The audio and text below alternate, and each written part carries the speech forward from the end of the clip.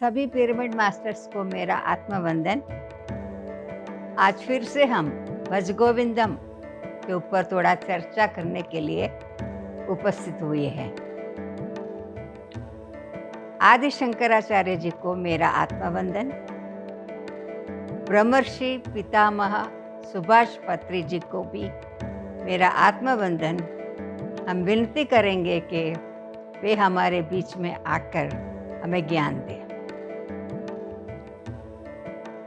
तो भज गोविंदम एक अद्भुत ग्रंथ आदि शंकराचार्य जी की रचना को हम देख रहे हैं।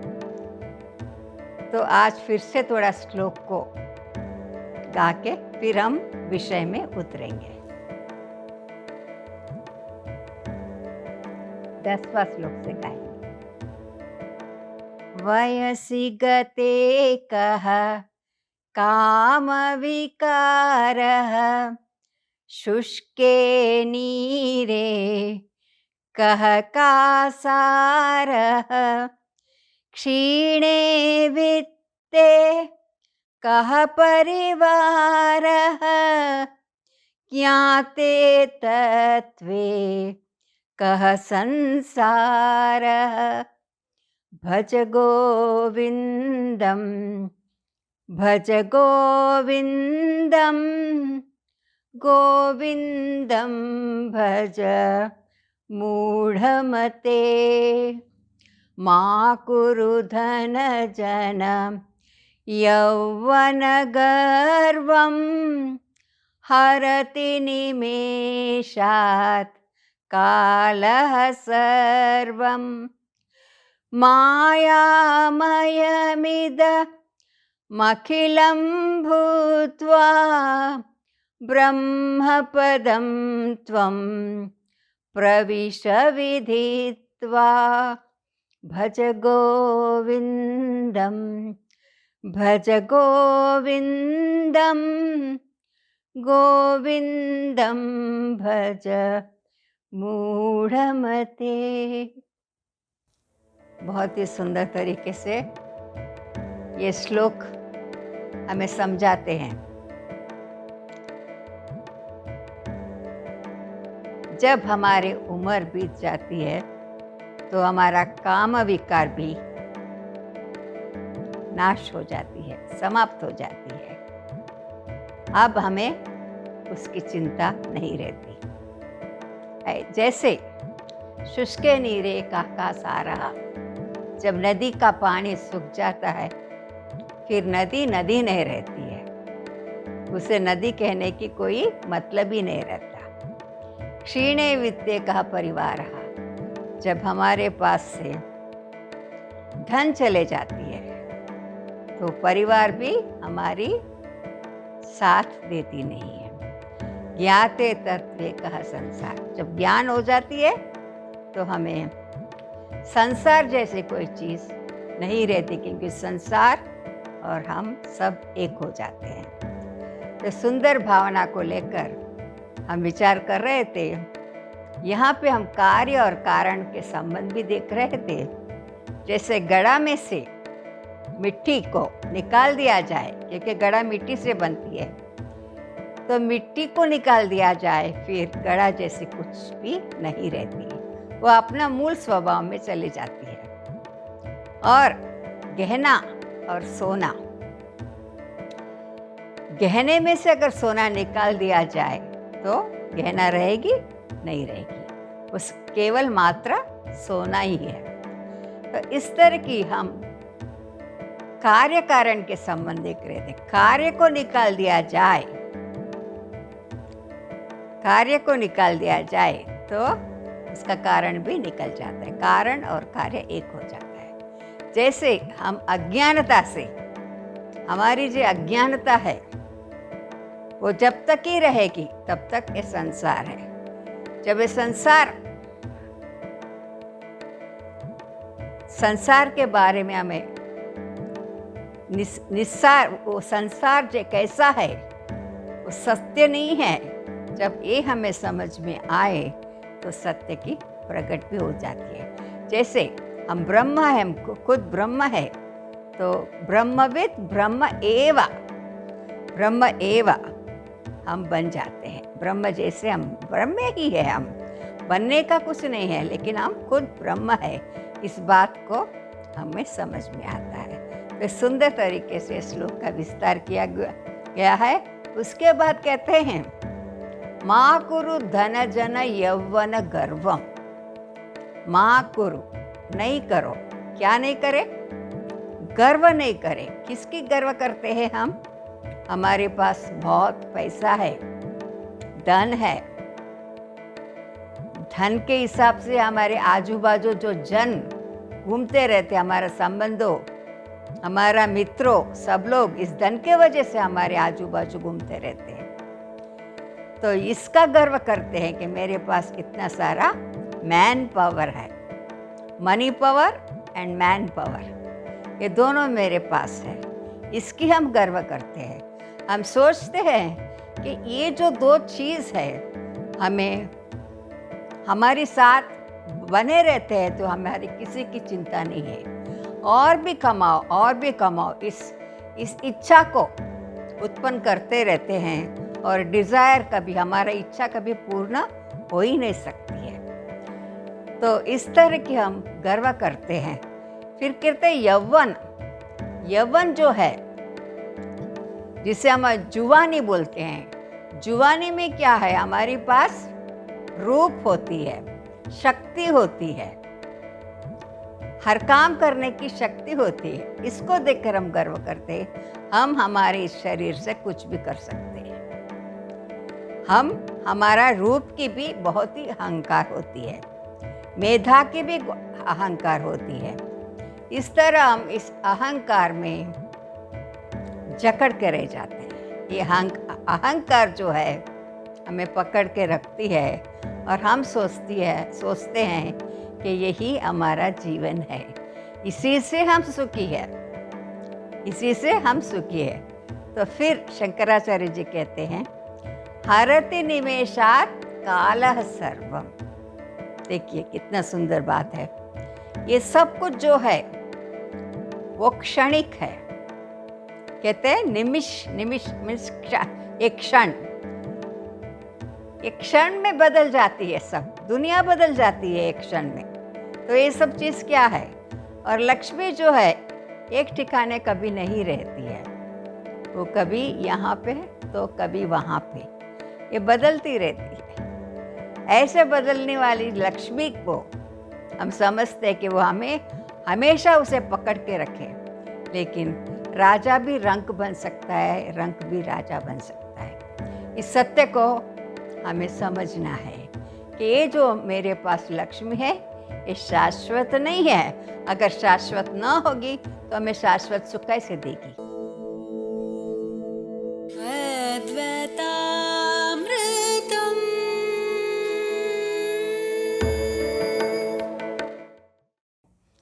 हरति निमेषात् कालः सर्वम। ये काल के मुंह में सब कुछ चले जाते हैं। हमारा धन भी जाता है, धन के साथ साथ हमारी संबंधियों, मित्रों जो हमारे आजू बाजू घूम रहे थे वो सब भी चले जाते हैं। और फिर यौवन भी धीरे धीरे बुढ़ापे में बदल जाती है। और ये सब कहाँ पे जा रहे हैं? ये सब मौत के मुंह में जा रहे हैं। एक बार ऐसा हुआ, एक फकीर रास्ते में बैठकर देख रहा था, लोग इधर उधर से गाड़ियाँ, उधर से गाड़ियाँ, सभी इतना व्यस्त अपना इधर से चलने में, उधर से चलने में चलाचल करते रहे। और इतना व्यस्त थे कि ये फकीर जो है बैठा हंस रहा था इन लोगों को देखकर। तो उसके बाजू में बैठा हुआ एक राहगीर देख रहा था फकीर को और पूछा, फकीर आप हंस क्यों रहे हो? तो फकीर ने बताया, मैं इन लोगों को देखकर हंस रहा हूँ। तो उन्होंने बोले, इसमें हंसने की क्या बात है? सब अपने काम में व्यस्त है, इधर से उधर, उधर से इधर जा रहे हैं। वही देखकर मुझे हंसी आती है। तो कहते हैं फकीर, ये सब एक ही ठिकाने पे जा रहे हैं। तो राहगीर ने पूछा, एक ही ठिकाने पे जा रहे, कौन सा ठिकाना है? तो वो कहते हैं, ये सब लोग स्मशान के तरफ जा रहे हैं, इनका आखिरी ठिकाना स्मशान ही है, वहाँ पे जा रहे सभी लोग। तो राहगीर ने पूछा, ये कैसे बात कर रहे हो आप, ऐसा कैसे हो सकता है?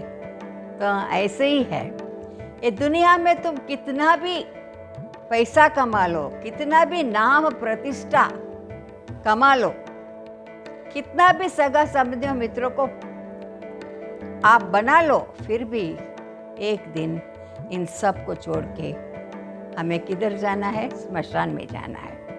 हरति निमेषात कालः सर्वम्, ये काल के चक्कर में हम घूमते घूमते घूमते आखिरी ठिकाना हमारा स्मशान ही है। तब राहगीर ये बात सुनकर उनके आंखों में आंसू आ गए।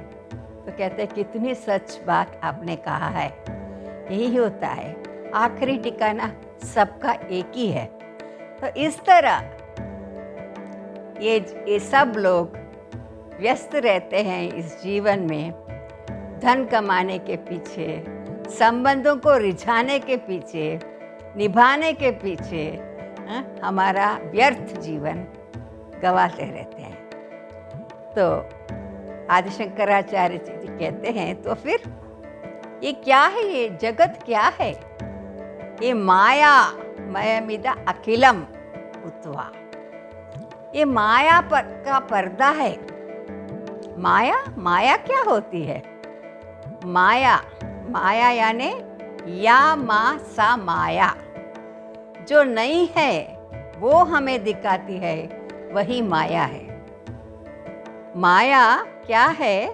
जो नहीं है उसे हम दिखाती है, इसीलिए इसे माया कहते हैं।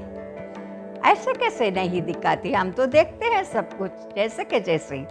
नहीं, आप जो देखते हो सिर्फ वही देखते हो जो आपको देखना है, बाकी उनके पीछे जो चैतन्य है उसे हम नहीं देखते। ये माया कौन रचाया है, किस लिए रचा है, ये हम नहीं देखते। इसलिए सब जगत पूरा माया जैसे लगती है। देखिए, हम अगर समुद्र के किनारे सीप देखते हैं, वो सूर्य के किरणों के कारण वो चमकती है, और हम सोचते हैं कि ये चांदी है, ये चांदी है, और चांदी को लेने के लिए हम दौड़ते जाते हैं, और हाथ में आता है वो सीप। सीप को चांदी जैसे दिखाने वाली है ये माया। माया क्या है? जो नहीं है उसे हमें दिखाती है, इसे माया कहती है। ये पूरा अखिल जगत ऐसे ही है। तो फिर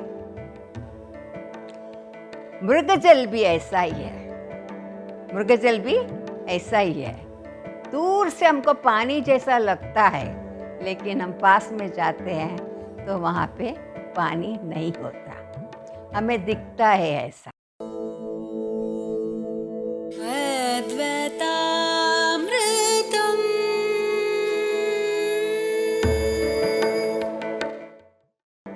तो ये माया ऐसी है, जो नहीं है वो हमें दिखाती है। माया विलक्षण है, अनिर्वचनीय है, ऐसे कहते हैं, त्रिगुणात्मिका है।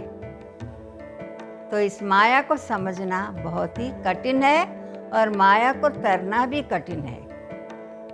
माया मेताम तरंतिति दैवी हेशाम गुणमयी मम माया दुरत्यया, कृष्ण कहते हैं गीता में।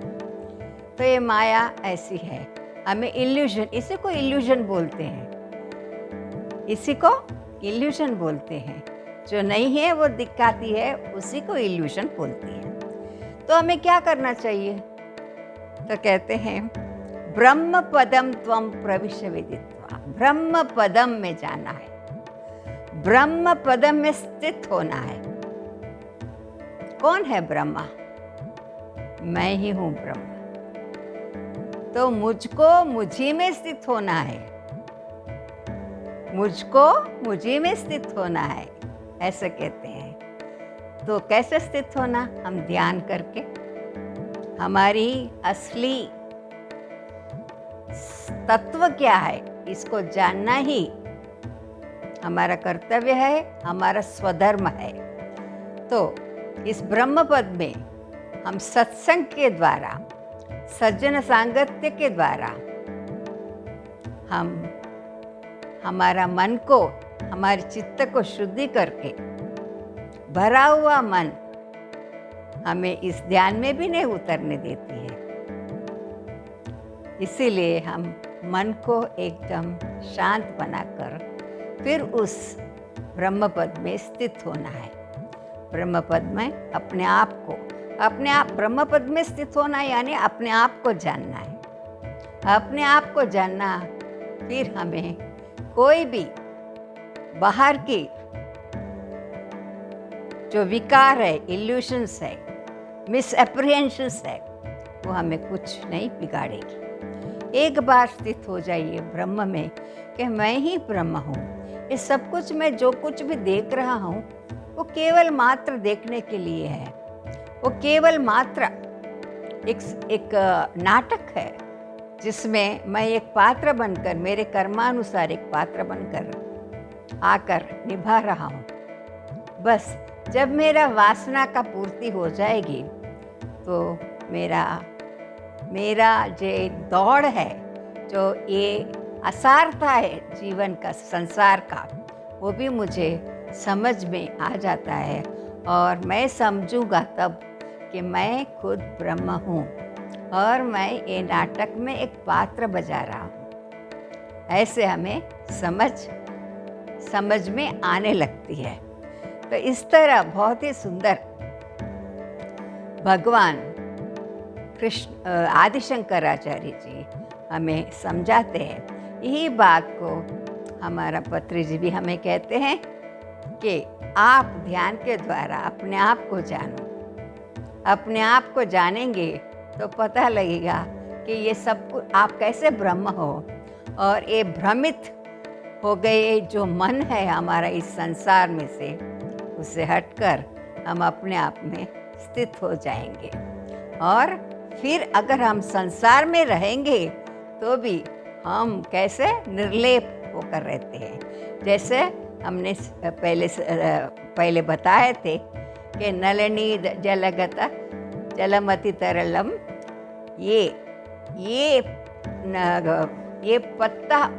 पत्ता है कमल का, उसके ऊपर जैसे पानी का बिंदु घूमते रहती है लेकिन उसे लेपित नहीं करती है, अनछुआ रहती है। ऐसे ही हम ब्रह्म पद में स्थित होकर भी अनछुआ संसार में सब कुछ कर सकते हैं। इस बात को हमें शंकराचार्य जी बहुत ही सुंदर तरीके से बताए और कहते हैं कि इसे करते करते, क्योंकि ये सब चीज़ कैसा है, ये बदलने वाली चीज़ है, इसीलिए कहते हैं हरते निमेषात काल सर्वम, काल के मुंह में चले जा रहे हैं, सब कुछ काल के मूल में चले जा रहे हैं। ये तो बहुत ही सुंदर बात को हम फिर से करते करते हम समझना चाहिए। और फिर कहते हैं जो मेरा मेरा आप कहते हो, इस बात को ये मेरा चीज़ है, लेकिन जीवन में जगत का कोई भी चीज़ हमारा नहीं है। हम केवल मात्र एक मुसाफिर बनकर यहाँ पे आए हैं। जब हमारे गंतव्य स्थान को पहुँच जाएंगे, हम मुसाफिर जो गंतव्य स्थान को पहुँच जाते हैं, फिर हमें कुछ बाकी नहीं रहता करने के लिए। और अगर हम इसी तरह ध्यान करते करते अपने आप को जान लेंगे तो हमारे जन्म मरण के चक्र भी कट जाते हैं। जन्म मरण के गर्भ में, माँ के गर्भ में फिर से आना नहीं पड़ता। और हम बहुत ही और दूसरों को भी ये ज्ञान देने के लिए सक्षम हो जाते हैं। दूसरों को भी सन्मार्ग में चलाने के लिए हम सक्षम हो जाते हैं। तो इसीलिए इस ज्ञान को, इस ध्यान को करते करते हम ज़रूर अपने आप को जानेंगे। ये बहुत ही सुंदर बातों से मैं समाप्त करती हूँ। फिर अगले एपिसोड में फिर एक नए विषय के साथ हम प्रस्तुत होंगे। तब तक पीएमसी चैनल के सभी मास्टर्स को मेरा खूब खूब धन्यवाद, धन्यवाद, धन्यवाद।